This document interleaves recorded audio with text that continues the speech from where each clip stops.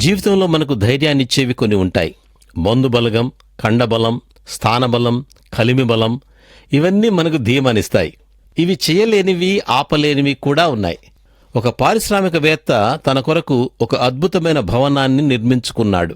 గృహప్రవేశం రోజు వచ్చిన ఒక ఆర్కిటెక్ట్తో ఈ పారిశ్రామికవేత్త సంతోషంగా మరియు గర్వంగా, దొంగలు గాని శత్రువులు గాని లోపలికి రాకుండా ఈ భవనం ఎంత కట్టుదిట్టగా కట్టించానో చూశారా అని చెప్పాడు. అందుకు ఆర్కిటెక్ట్, అంతా బాగుంది, కానీ ఈ భవనంలోనికి మరణం ప్రవేశించే అవకాశం ఉంది అన్నాడు.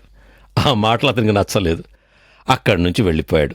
ఈ మాటలు ఎవరికి నచ్చవు, కానీ అది పరమ సత్యం.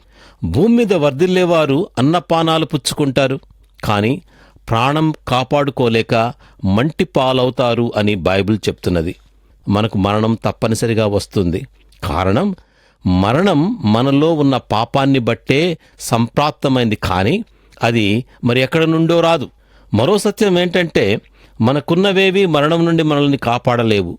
కాబట్టి మరణం ఎప్పుడు వచ్చినా ఎదుర్కోవడానికి సిద్ధంగా ఉందాం.